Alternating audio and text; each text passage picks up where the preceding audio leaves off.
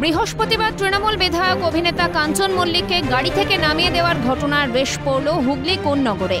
বাংলার শিল্পীদের কোনো মর্যাদা নেই, কাঞ্চনের সঙ্গে হয়েছে, কাল আপনার সঙ্গেও হতে পারে, এই বার্তা লিখে এবার পোস্টার পড়ল হুগলি লোকসভা কেন্দ্রে। বৃহস্পতিবার প্রকাশ্যে বিধায়ক তথা অভিনেতা কাঞ্চন মল্লিককে গাড়ি থেকে নামিয়ে দেন তৃণমূল প্রার্থী কল্যাণ বন্দ্যোপাধ্যায়। প্রচারে যেন কাঞ্চন না আসেন সে কথা স্পষ্ট জানিয়েও দেন কল্যাণ।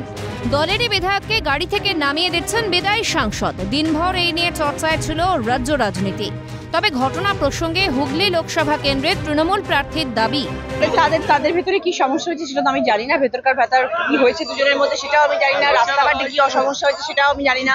না আমি কাউকেই সমর্থন করছি না, আমি কাঞ্চনকেও সমর্থন করছি না, আমি কল্যাণদাকেও সমর্থন করছি না, কারণ আমি বিষয়টা পুরোটা জানি না কি ঘটনা ঘটেছিল।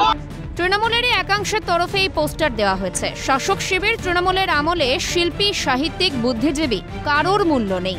তীব্র তোপ বিরোধী শিবিরের।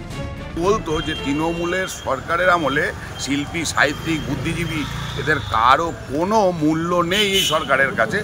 এ আবার নতুন করে প্রমাণ করে দিল আসছে। আর এই পোস্টার মারছে কারা? তাদেরই দলের একটা অংশ। গতকালের ঘটনার পর থেকে সরগরম হতে শুরু করেছে রাজ্য রাজনীতি। এর মধ্যেই গুঞ্জন, তবে কি সত্যি শিল্পীদের কোনো দাম দেবে না এই সরকার? তৃণমূলের একাংশে রশি নিশ্চিহ্ন হচ্ছে তৃণমূল। কোন দিকে গড়াচ্ছে তৃণমূলের চাকা? কাকলি নস্করের রিপোর্ট, ক্যালকাটা নিউজ।